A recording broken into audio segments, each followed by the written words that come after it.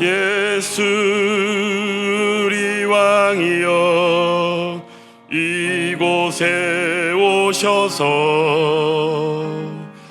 우리가 왕께 드리는 영광을 받아 주소서. 우리는 주님의 백성, 주님은 우리 왕이라. 왕이신 예수님 오셔서 좌정하사 다스리소서. 다 함께 일어서십니다. 예수 우리 주시여 이곳에 오셔서 우리가 주께 드리는 찬양을 받아 주소서. 우리는 주님의 종들, 주님은 우리 주시라. 주 대신 예수님 오셔서 이 찬양을 받아 주소서. 2절 한번 더 하겠습니다. 예수 우리 주시여 이곳에 오셔서 우리가 주께 드리는 찬양을 받아 주소서.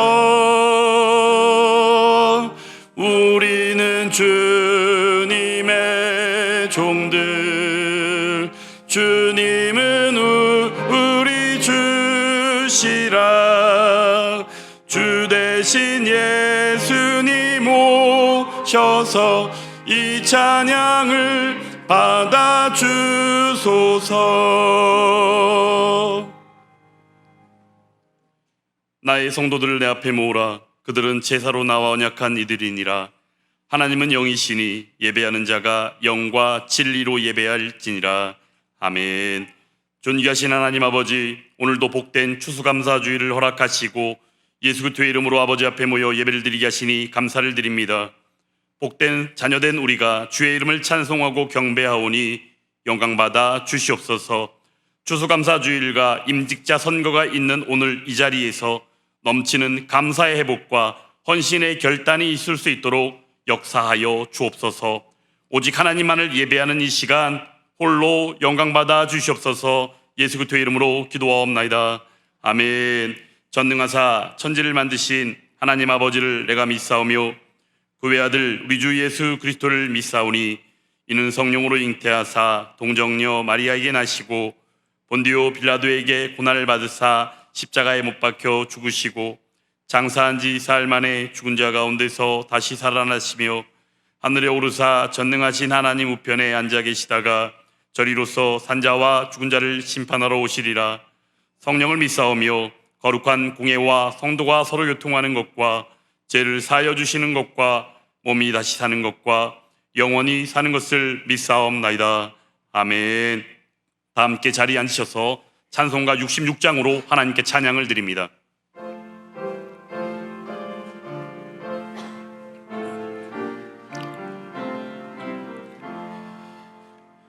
다 감사드리세 온 마음을 주께 바쳐 그 섭리 놀라워 온 세상 기뻐하네. 예부터 주신 복 한없는 그 사랑 선물로 주시네. 이제와 영원히 사랑의 하나님 언제나 함께 계셔 기쁨과 평화에 복 내려 주옵소서. 주소서. 몸과 맘 병들 때 은혜로 지키사 이 세상 악에서 구하여 주소서. 감사와 찬송을 다 주께 드리어라. 저 높은 곳에서 다스리시는 주님, 영원한 하나님, 다 경배하여라. 전에도 이제도 장래도 영원히. 아멘. 추수감사주일인 오늘 우리들에게 주신 하나님의 말씀은 마태복음 7장 28절부터 29절까지의 말씀입니다. 신약성경 11페이지입니다. 마태복음 7장 28절부터 29절까지 말씀입니다. 다 찾으셨으면 한 목소리로 함께 합독하도록 하겠습니다. 마태복음 7장 28절부터 29절까지의 말씀입니다. 예수께서 이 말씀을 마치심에 무리들이 그의 가르치심에 놀라니 이는 그 가르치시는 것이 권위 있는 자와 같고 그들의 서기관들과 같지 아니함일러라. 아멘. 이제 담임 목사님 나오셔서 하나님 말씀 증거해 주시겠습니다. 이 교회가 회계년도를 12월 1일부터 시작해서 그 다음에 11월 30일까지로 그렇게 회계년도를 정해서 지켜왔기 때문에 추수감사절이 우리 뭐 도시에서 생활을 하니까 그 마지막 주 회계년도 마지막 주 추수감사절로 한 해를 마무리하자. 그래서 계속 그렇게 지켜왔는데 지금 그 교회에 대한 법이 세무관계 때문에 할 수 없이 1월 1일부터 12월 31일까지로 회계년도를 바꿀 수밖에 없었습니다. 그래서 아마 내년부터는 그냥 11월 셋째 주에 추수감사절을 드려야 되지 않을까 하는 생각이 되져요. 코로나 확진 관계로 좀 추수감사는 잔치가 돼야 되는데 잔치 기분이 전혀 나지 않는 감사절을 지키게 되었습니다. 신명기서에 그 감사절에 대한 맥추감사, 추수감사 두 절기를 지키게 되어 있고 이것에 근거해서 메이플라워를 타고 청교도들이 신대륙 미국으로 가서 그곳에서 정착하면서 추수감사절기를 성대하게 지키고 그래서 미국에서는 추수감사절이 제일 큰 명절이지요.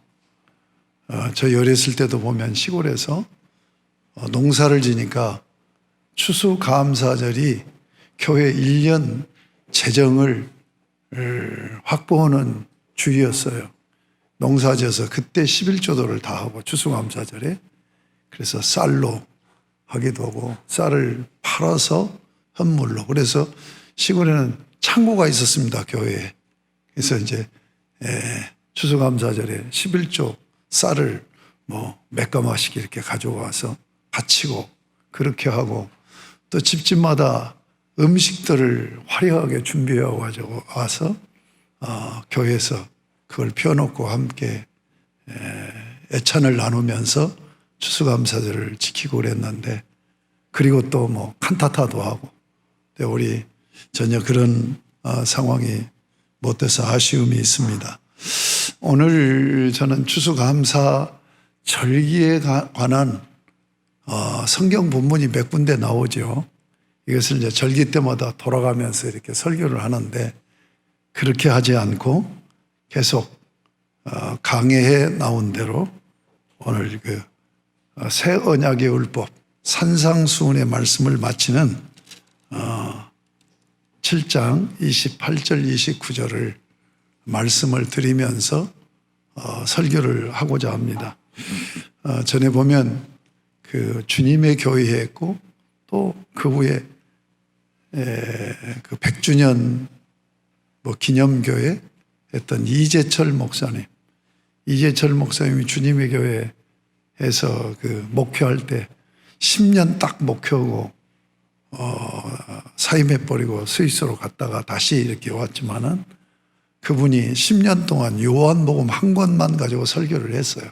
10년 동안 1장 1절부터 21장 마지막 절까지 10년 동안 이 본문을 했는데 절기에 전혀 관계없이 계속해서 그렇게 10권으로 그 강해집이 나와서 저도 가지고 있습니다만 그렇게 설교를 했더라고요.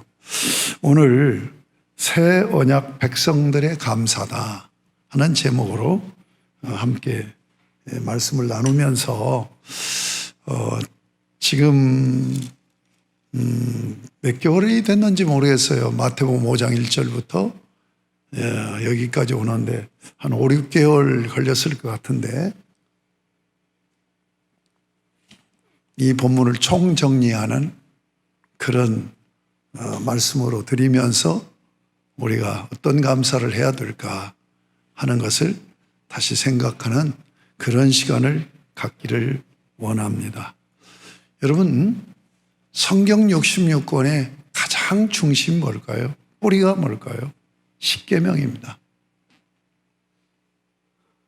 출애굽기 20장 그리고 신명기 5장 두 번 나오죠. 이 십계명, 그러니까 이스라엘 백성들과 언약을 맺은 언약 조항으로 된 십계명. 이 십계명이 가장 중요한 거죠.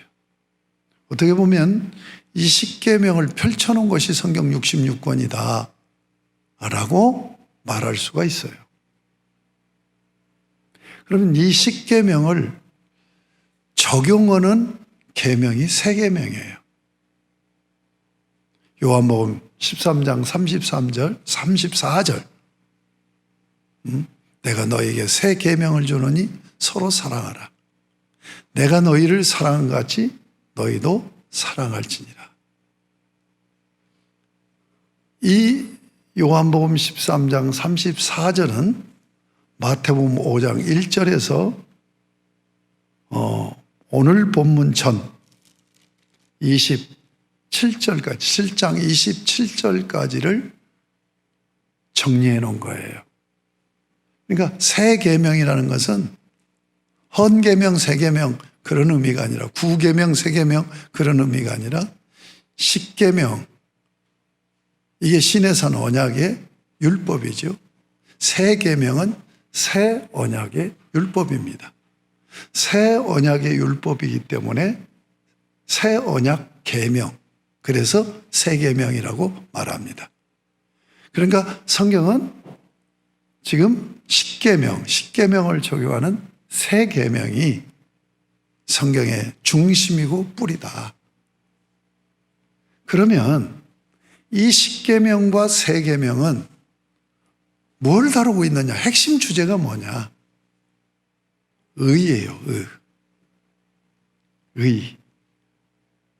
자, 의를 얘기할 때 두 가지로 설명을 하죠. 하나는 관계적 의미로서의 의, 또 하나는 법정적 의미로서의 의예요. 우리가 한문으로는 옳을 의자를 씁니다만 의라는 그 개념, 이게 이제 구약의 개념보다도 의라는 개념이 발전되어 나왔기 때문에 신약의 개념이 분명히 드러나요. 그래서 헬라어로 디카이오스네, 디카이오스, 이것은 형용사고, 디카이오, 이것은 동사고, 명사형이 디카요 순에. 이 단어가 두 의미로 쓰인단 말이에요. 관계를 잘할 때 의를 이루었다. 이것을 나타내는 것이 로마서 14장 17절이죠. 하나님 나라는 먹고 마시는 것이 아니다. 의와 평강과 희락이라. 하나님 나라는 의로운 나라고 평화로운 나라고 희락, 기쁨의 나라다. 의는 뭐냐? 바른 관계를 얘기하는 거예요. 하나님 나라는 바른 관계를 이루어서 바른 관계가 이루어질 때 뭐가 나타나요? 평화가 이루어지죠. 평화를 누리는 게 뭐예요? 희락, 기쁨이란 말이에요. 그러니까 의라는 개념을 우리 그리스도인들은 윤리 도덕적인 개념으로 이해하면 안 된단 말이에요. 옳다, 그르다. 이건 윤리 도덕적인 의미, 개념이잖아요. 그런 의미가 아니라 바른 관계. 십계명은 뭐냐? 하나님과 이웃과 바른 관계예요. 그것을 적용하는 계명이 세 계명이란 말이에요. 마태복음 5장에서 7장까지가 바로 십계명. 하나님과 이웃과 바른 관계. 예. 그 바른 관계가 되었느냐 못 되었느냐. 이거 법정에서 바른 관계를 하라고 하는 것이 율법이죠. 그 법이에요. 법을 지키면 의로운 자가 된 거예요. 그럼 법을 지킨다는 건 뭐예요? 관계를 잘한다는 얘기죠. 법을 못 지킨다는 얘기는 관계를 잘못한다는 얘기죠. 그러면 이것이 법정에서 다퉈지는 거죠. 그래서 의라는 개념이 관계적인 의, 법정적인 의, 이렇게 나눌 수가 있단 말이에요. 자, 구약 성경을 보면 하나님을 섬기고 이웃을 섬기는 바른 관계를 해라. 그런데 바른 관계를 못 하면 이제 뭐예요? 죄인이 되는 거예요. 바른 관계를 잘하면 의로운 자가 되는 거예요. 그래서 바로 이 십계명을 지키느냐 못 지키느냐로 죄인이 되고 의로운 자가 되고 의인이 되는 거예요. 죄인이 된다, 의인이 된다는 건 법정적인 의예요. 누가 이 십계명을 지킬 수가 있겠어요? 누가 하나님과 온전히 바른 관계, 이웃과 온전히 바른 관계. 다시 얘기해서 이런 얘기예요. 바른 관계를 계속 유지한다는 얘기는 미워하지도 않고 싫어하지도 않고 정죄하지도 않고 그렇게 어떻게 온전히 살아갈 수가 있어요? 그러니까 어떻게 심판을 받아야 되는 거예요? 죄인으로 심판을 받아야 되는데 그러면 구원이 없잖아요. 그래서 율법을 선포한 후에 성막을 계시해요. 이 성막 자체가 뭐냐? 예수 그리스도예요. 예수 그리스도를 미리 보여주는 그림 언어가 성막이에요. 그러니까 십계명대로 살지를 못할 수밖에 없잖아요. 타락한 죄성을 가진 죄이니까. 그러니까 십자가로 구속받아야 된다고 하는 그림이 구약 그림이에요. 근데 신약은 어떻게 나옵니까? 바뀌어져요. 심판을 받았어요. 법정적인 의가 먼저예요. 어떻게 심판을 받아요? 예수 그리스도가 십자가로 나 대신 심판을 받았어요. 그래서 이 죄값을 치루어 주시고 의롭다. 그래서 칭의라고 그러죠. 칭해 주셨어, 하나님이. 그래서 이제 우리는 어떻게 살아야 돼요? 하나님 섬기고 이웃을 섬기는 삶으로 살아가는 거예요. 이게 성화의 삶이죠. 그런데 역사 마지막 예수님이 재림하면 너 구원받은 너희가 어떻게 살았느냐 하고 또 심판을 해요. 이게 마지막 심판이잖아요. 이 마지막 심판에서 두 가지 심판하는 거예요. 하나는 구원의 문제. 구원의 문제의 심판을 받아. 그러니까 예수 믿는 사람은 구원의 문제로 심판을 어떻게 받아요? 의로운 자라고. 예수 믿을 때 하나님이 나를 의롭다라고 칭해 주시는 건 개인적이고 주관적인 거예요. 그런데 마지막 심판에서는 우리 예수 믿은 모두는 다 이제 악의 세력 앞에서까지 하나님은 너는 예수를 믿어서 구원을 받고 의로운 자가 되었다. 공적인 선언이 백보자 심판이에요. 그리고 예수 안 믿는 사람은 안 믿었으니까 지옥으로 가는 거예요. 그 다음에 뭐가 있냐? 영벌이 있고 영원한 상급이 있는 거예요. 상급과 영원한 벌. 그래서 예수를 안 믿고 안 믿은 그 자체가 지옥으로 가는 형벌이잖아요. 근데 거기서 끝나지 않아요. 죄를 더 크게 많이 진 사람은 더 무서운 형벌의 장소로 가요. 우리 예수 믿는 사람들은 지옥으로 안 가요. 의로운 자라고 공적인 선언을 받고 천국에 들어가요. 그런데 어떻게 살았느냐 하는 열매로 상급을 결정하는 그런 심판이에요. 여러분, 이게 성경 전체의 메시지고 그림입니다. 자, 지금 여기서부터 오늘 말씀을 전개해 나가려고 해요. 여러분, 하나님과 바른 관계, 이웃과 바른 관계를 규정하고 있는 십계명, 바른 관계를 갖는 것이 의라고 그랬죠. 그러면 하나님과 바른 관계를 갖고 이웃과 바른 관계를 갖는 것은 어떻게 나타나요? 사랑의 섬김이죠. 하나님을 사랑으로 섬기는 것, 이거 해야 바른 관계가 되는 거예요. 이웃을 사랑으로 섬길 때 바른 관계의 의를 이룬단 말이에요. 그러면 사랑으로 섬기는 것이 뭘까요? 선을 행하는 거죠. 그래서 의와 선은 분리되어진 것이 아니라 같은 개념으로 이해를 해야 된다. 하나님 앞에 의를 이루는 것이 선을 하나님 앞에 행하는 것이고, 이웃과의 관계에서 의를 이루는 것이 이웃에게 선을 행하는 것이다. 이 부분이 오늘 이 설교가 굉장히 중요한 설교입니다. 우리 이 부분이 신앙생활하면서 잘 정리가 안 돼요. 그래서 의와 선을 분리시켜서 이해를 한단 말이에요. 자, 그러면 이제 오늘 본문으로 들어갑니다.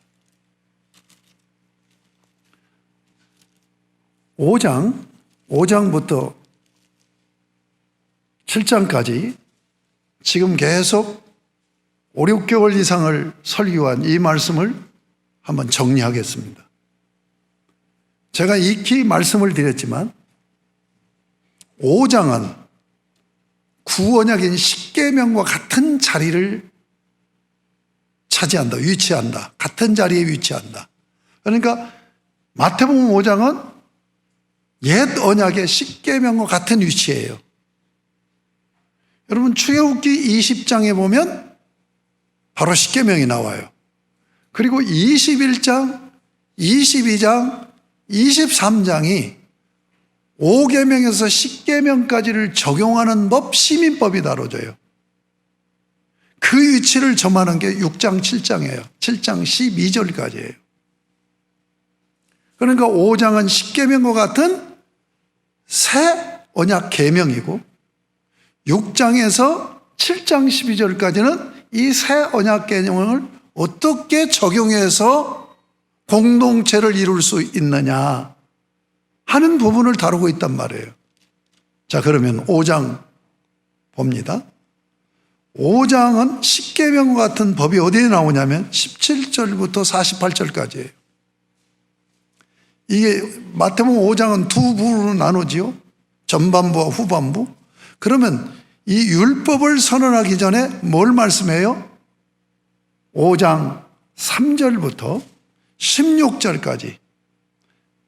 자, 12절까지는 성품을 얘기해요. 새 언약 백성의 성품. 그 성품을 가질 때 바른 정체성과 삶이 결정된다 하는 것이 13절에서 16절까지예요. 두 부분으로 되어 있어요. 그럼 팔복을 한번 보겠습니다. 팔복은 두 가지를 나타내요. 8절, 마음이 청결한 자는 복이 있나니 그들이 하나님을 볼 것이요.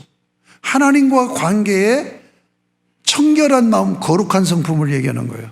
거룩한 성품을 가져야 하나님 앞에서 마주서서 바른 관계가 이루어진단 말이에요. 그 다음에 9절은 화평케 하는 자는 복이 있나니 그들이 하나님의 아들이라 일컬음을. 화평케 하는 성품을 가질 때 이웃 관계에서 이웃들이 나를 하나님의 아들이라고 칭해 주는 거예요. 하나님 닮았네. 그러니까 이 두 가지의 팔복이 하나님과 마주보고 이웃과 마주보는 성품이에요. 십계명이 뭡니까? 하나님을 섬기고 이웃을 섬기라는 거잖아요. 하나님을 섬기려면 이런 성품을 가져야 되고 이웃을 섬기려면 이런 성품을 가져야 된다는 얘기예요. 그런데 그것이 핵심이면서 여기서 중요한 단어에 유의해야 돼요. 의라는 단어. 의. 6절에 보면 의에 줄이고 목마른 자는 복이 있다. 하나님 마주 볼 수 있는 거룩한 성품은 이 의에서부터 출발을 해요. 여러분, 그뿐만이 아니에요. 10절에 보면 의를 위하여 박해를 받는 자는, 그러니까 하나님을 섬기는데 의로 시작하고 이웃을 섬기는데 의예요. 그러니까 이 팔복에서 핵심적인 주제 단어는 의입니다. 그러니까 하나님을 섬기는 바른 관계, 이웃을 섬기는 바른 관계, 이걸 얘기하고 있단 말이에요. 그렇게 되어질 때 세상에 소금이 되고 빛이 되어서, 빛이어서, 이게 정체성이죠. 맛을 내고 세상에 맛을 내고 세상의 어둠을 밝히는 미션, 삶을 산다는 얘기예요. 자, 그렇게 살려면 이 법을 지켜야 된다. 새 언약의 율법이 17절부터 48절까지인데 서론, 본론, 결론으로 되어 있어요. 서론이 17절부터 20절까지예요. 율법을 완성으로 오셨다라고 말씀하시면서 20절에 이렇게 얘기해요. 내가 너에게 이르니 너희의 의가 서기관과 바리새인보다 더 낫지 못하면 결코 천국에 들어가지 못. 의를 또 얘기해요. 그러니까 성품을 얘기할 때 의가 주제였어요. 하나님 섬기고 이웃 섬기려면 너희가 의로운 성품을 가져야 된다. 의를 이루는 성품을 가져야 한다.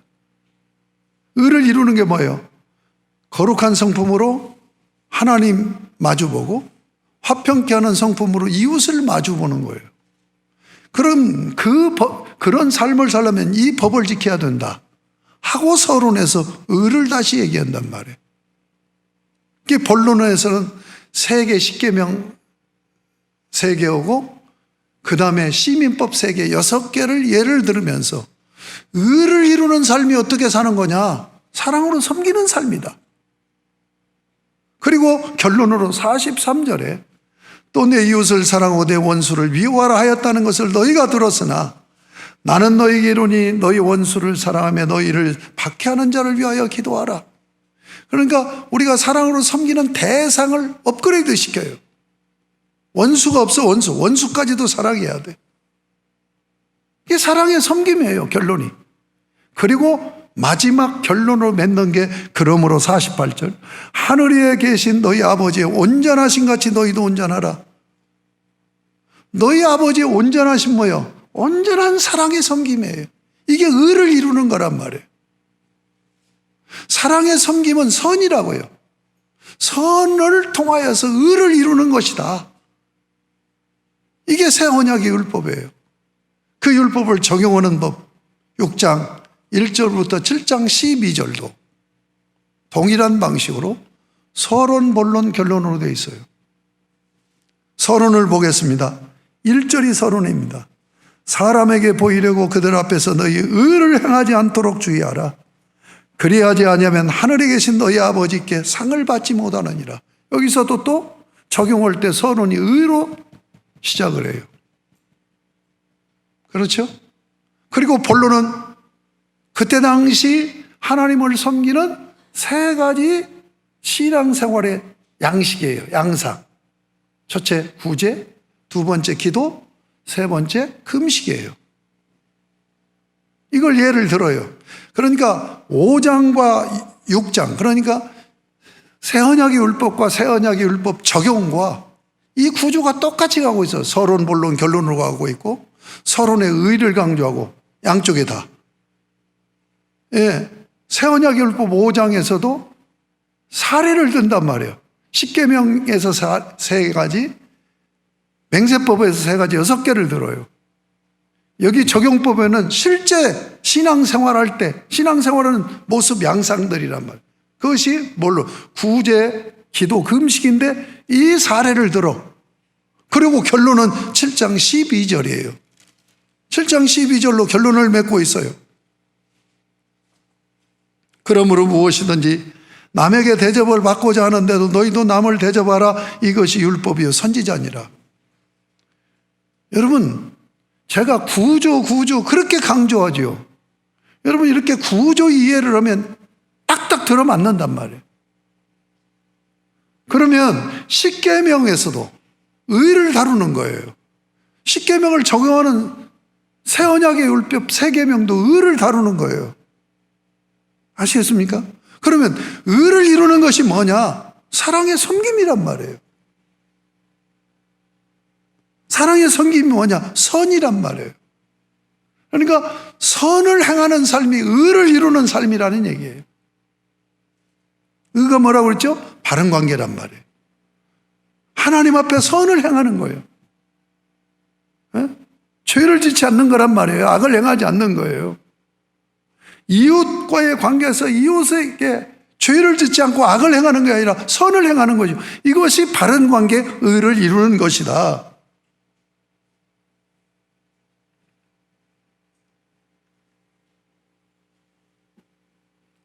오늘 설교 다 한 거예요.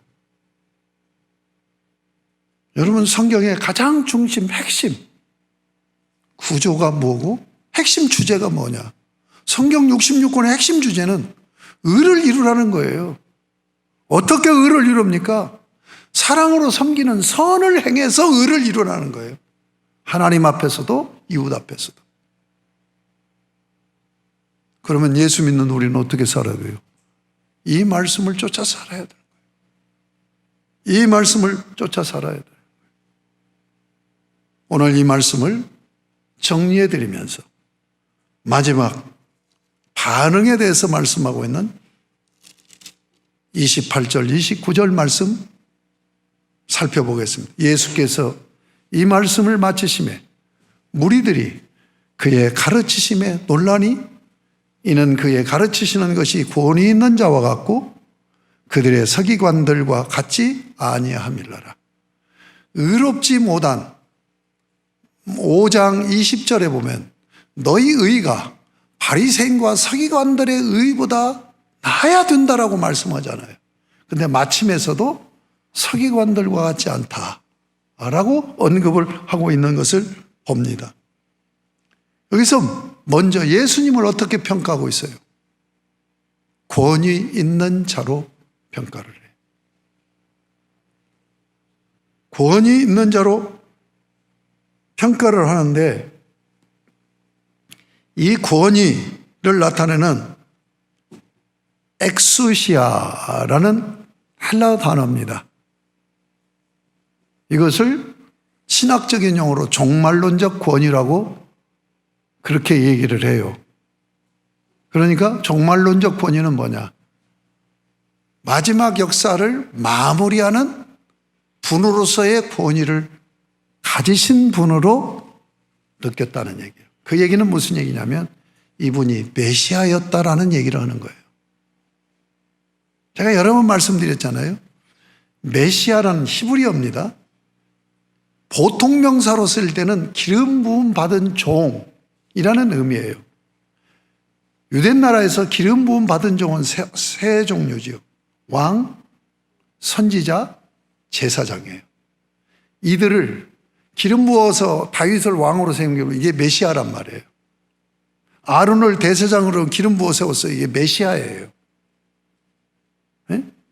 예, 에레미야를 기름 부어서 선지자로 세웠어요. 메시아란 말이에요.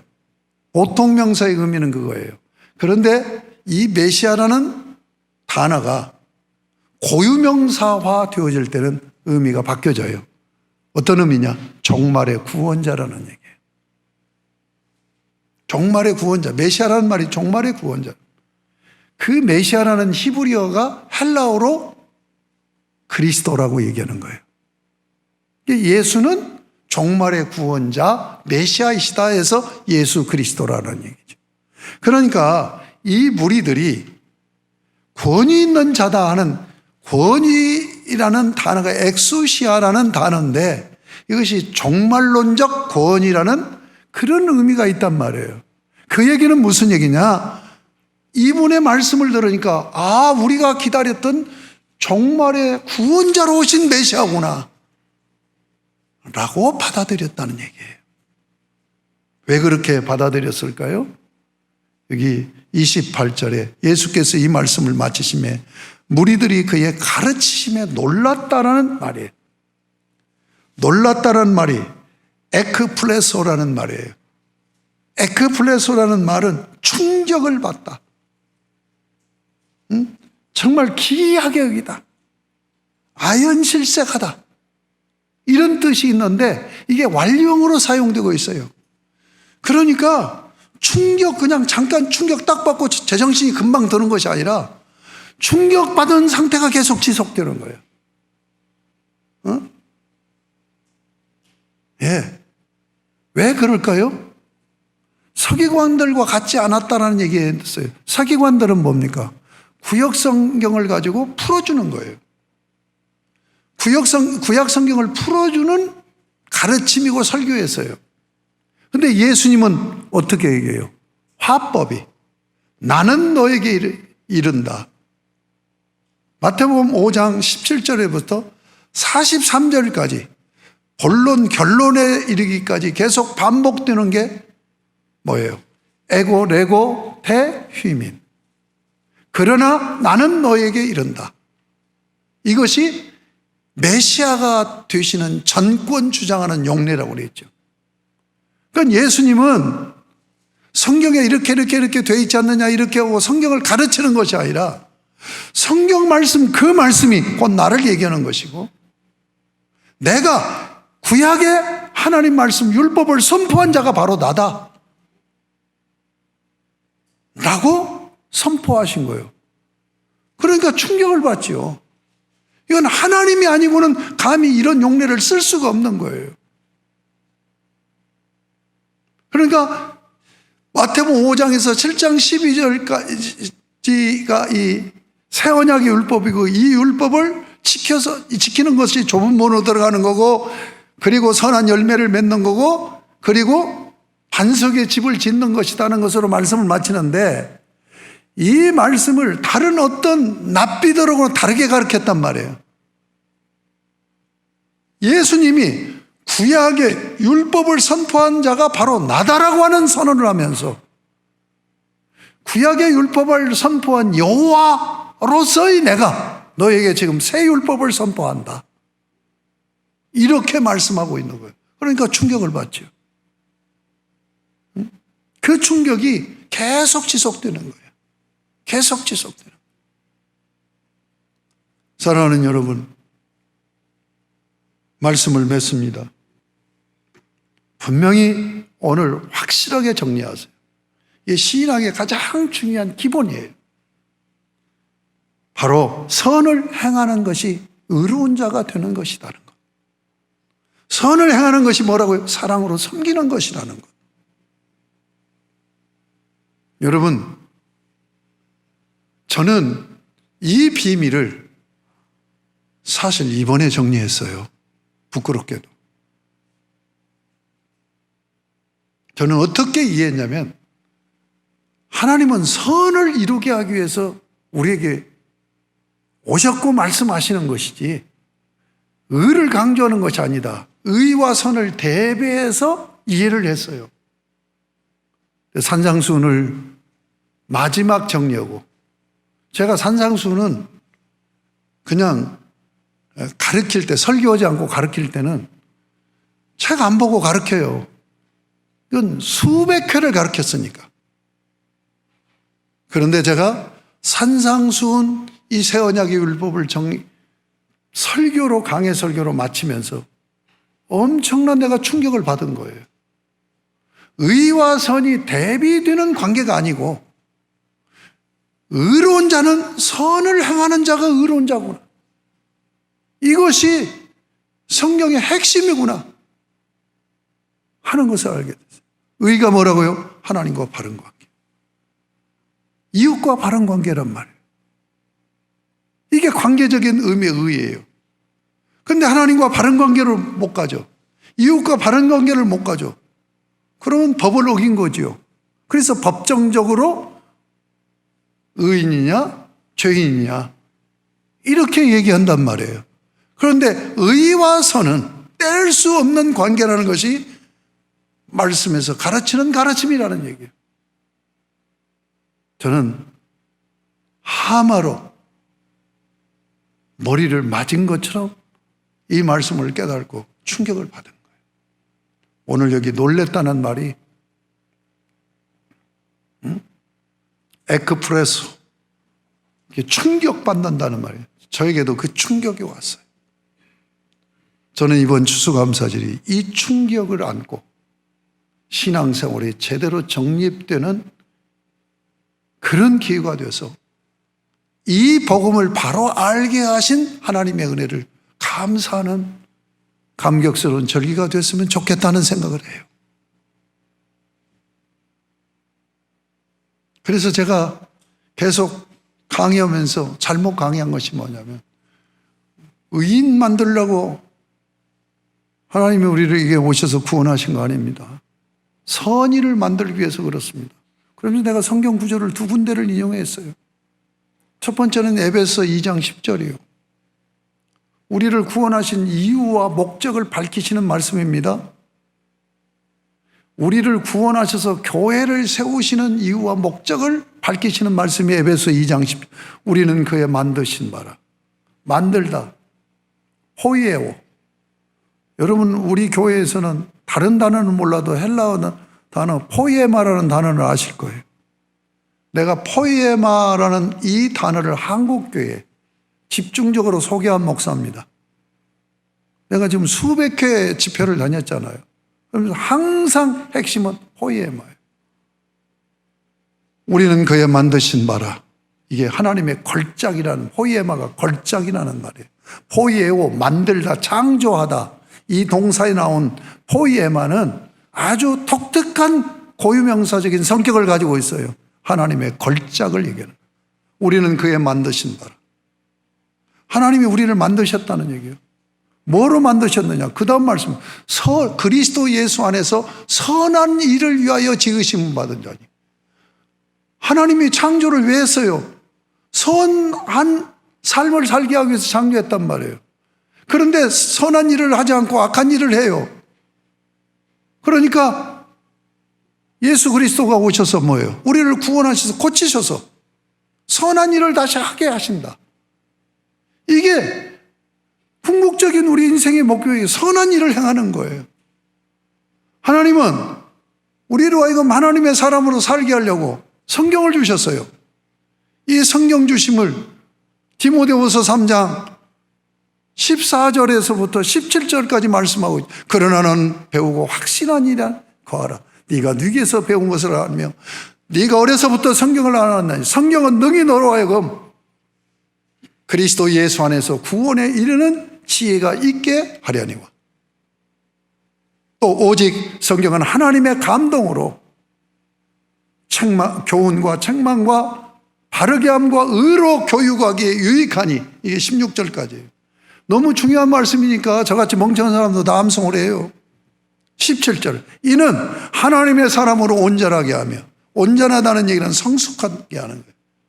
하나님을 마주보고 하나님을 왕으로 모시고 하나님을 아빠로 모시고 사는 삶으로 성숙해 있게 만들려고 성경을 주셨다는 얘기예요. 두 번째 뭐예요? 모든 선한 일을 행할 능력을 갖추게 하려 합니다.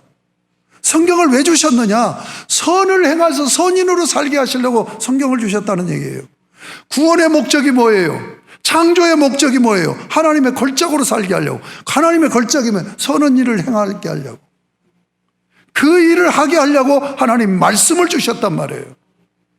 여러분, 하나님을 사랑으로 섬기고 이웃을 사랑으로 섬기는 삶이 선한 삶이란 말이에요.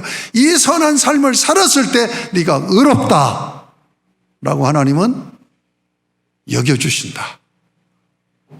아멘. 이것이 산상수훈, 이것이 새 언약의 율법의 결론입니다. 여러분,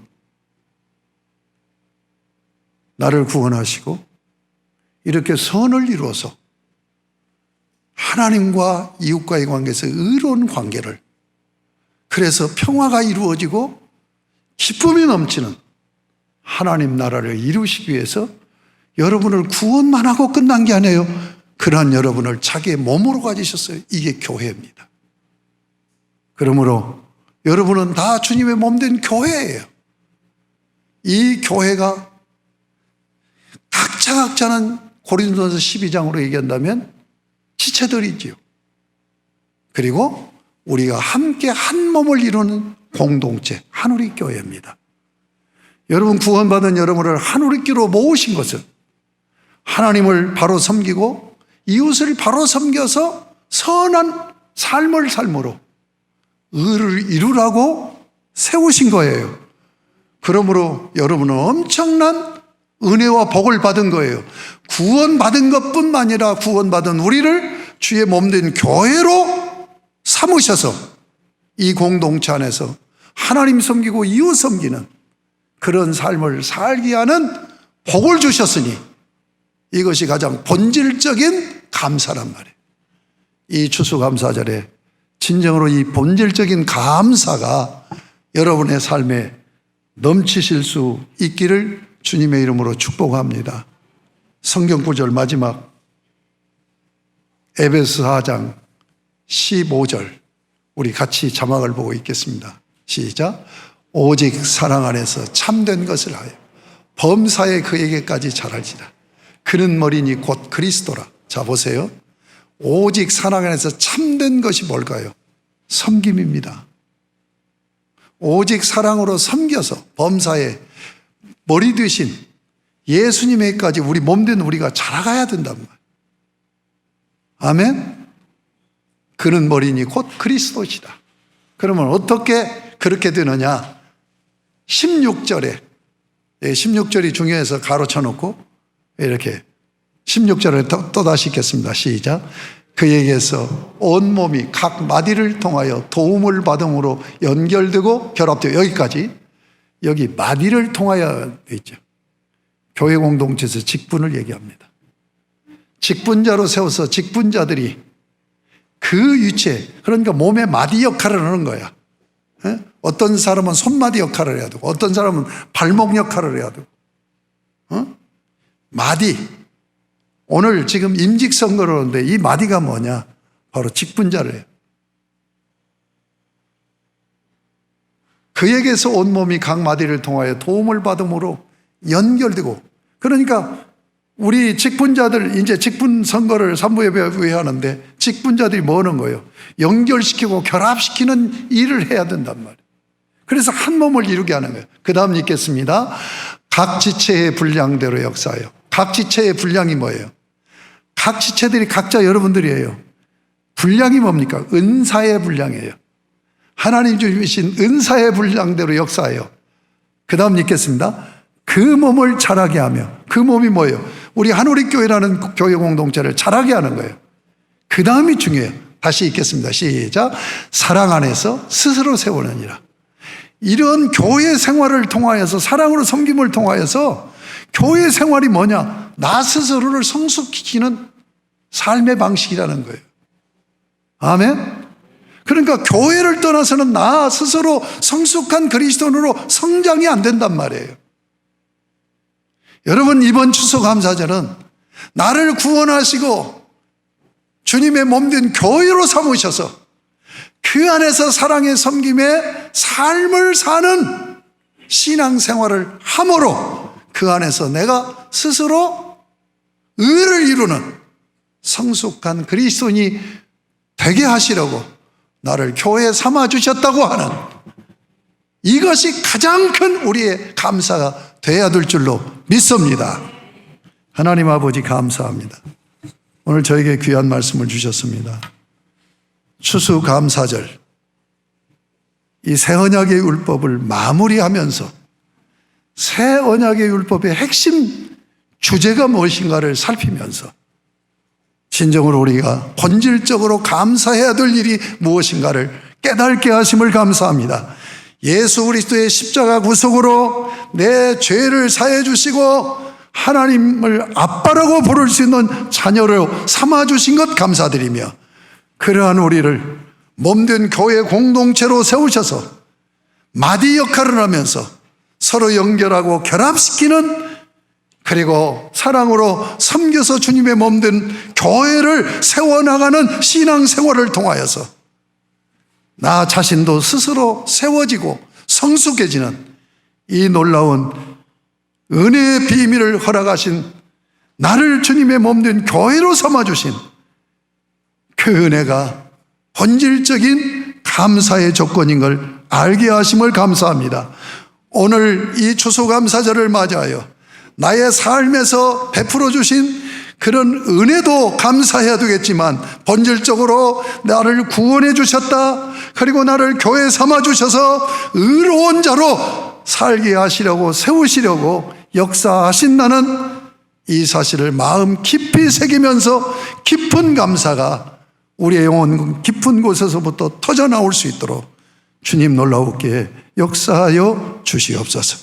예수님의 이름으로 기도드립니다. 아멘. 우리 찬송가 69장. 온천하 만물을 오러 다 주를 찬양하여라. 할렐루야 할렐루야. 적은 빛나는 밝은 해, 적은 빛나는 밝은 달, 하나님을 찬양하라. 할렐루야 할렐루야 할렐루야. 힘차게 부는 바람아, 너가는 묘한 구름아, 할렐루야 할렐루야. 젖없는 창한 아침에 저지은 고운 저녁놀, 하나님을 찬양하라. 할렐루야 할렐루야 할렐루야. 저 흘러가는 맑은 물, 다 주를 찬양하여라. 할렐루야 할렐루야. 저 조와 많은 밝은 물, 그 빛과 열을 내어서 하나님을 찬양하라. 할렐루야 할렐루야 할렐루야. 저 귀한 땅은 날마다 한없는 복을 펼치요. 할렐루야 할렐루야. 땅 위에 영광 나타내어서 하나님을 찬양하라. 할렐루야 할렐루야 할렐루야. 너 선한 마음 가진 자 늘 용서하며 살아라. 할렐루야 할렐루야. 큰 고통 슬픔 지닌 자 내 근심 주께 맡겨라. 하나님을 찬양하라. 할렐루야 할렐루야 할렐루야. 주 은혜 받은 만민아 다 꿇어 경배하여라. 할렐루야 할렐루야. 성삼위일체 주님께 전기와 영광 돌려라. 주를 찬양. 할렐루야 할렐루야 할렐루야 할렐루야. 아멘. 하나님 아버지 감사합니다. 오늘도 주님 앞에 나와 예배를 드리며 헌금을 봉헌했습니다. 아버지 하나님께서 기뻐하시는 자로 서서 드림의 예배 생활이 온전히 이루어지기를 원합니다. 아버지 하나님, 오늘도 헌금 들고 나와서 감사드리며 특별히 추수감사절을 맞이하여 한 해 동안 하나님께서 여기까지 인도하신 그 은혜를 헤아려 감사하는 감사절기로 올립니다. 아버지 하나님, 잔치 분위기는 나지 않지만 그러나 이 코로나로 인해서 엄청나게 많은 그러한 질병으로 고통당하고 또 가족이 죽고 이런 가운데서도 저희들을 눈동자와 같이 지켜주신 그 은혜 생각하면 무엇으로 다 찬양할 수 있고 감사할 수 있겠습니까? 진정한 깊은 감사가 이루어지게 하시고 혹이라도 이 감사절을 소홀히 했다면 이 한 주간 깊이 감사절기를 갖는 마음으로 하나님 앞에 감사 목록을 작성하며 감사하는 기간이 되어질 수 있도록 은혜를 베풀어 주옵소서. 아버지 하나님, 우리 사랑하는 성들이 즐거움으로 봉헌에 싸우니 받으시고 영광 삼으시며 하늘문을 활짝 여시고 하늘의 신령한 복, 땅의 기름진 복으로 우리 사랑하는 성도들에게 넘치는 은혜의 복을 부어주시사 영적인 믿음의 부요로 충만케 하시고 그리고 삶의 자리에서 이 어려운 상황이지만 하나님이 나와 함께 하시는 믿음으로 사는 형통함을 허락하여 주시옵시고 생명도 지켜주시고 건강도 지켜주시는 놀라운 은혜 속에 구원하신 주님이 나의 삶에 이렇게 주인으로 역사하신 것을 찬양합니다. 찬양하고 간증하는 삶이 되어질 수 있도록 은총을 베풀어 주옵소서. 주일헌금 봉헌합니다. 감사헌금 봉헌합니다. 11조헌금 봉헌합니다. 목적 헌금을 봉헌합니다. 헌금 내역대로 약속하신 은혜의 복을 넘치게 부어주셔서 헌금 생활을 통해서 인격적으로 나에게 감사한 것에 더 많은 것으로 부어주시는 은혜를 체험하는 신앙생활들 되게 하여 주시옵소서. 예수님의 이름으로 복을 빌며 기도 올리옵나이다. 아멘. 우리 주 예수 그리스도의 십자가 구속의 은혜와 아버지의 사랑하심과 성령님의 교통하심이 찬미 제사를 드리고 이전을 나서 가정과 사회를 향하여 나가는 심령과 발걸음, 저들의 가정, 가족, 자녀, 가문 위에 저들의 삶의 터전인 직장과 사업장, 그리고 생활 범사, 그리고 모든 만남의 관계, 그리고 꿈과 비전 위에 이제로부터 영원토록 항상 함께 계실지어다. 아멘.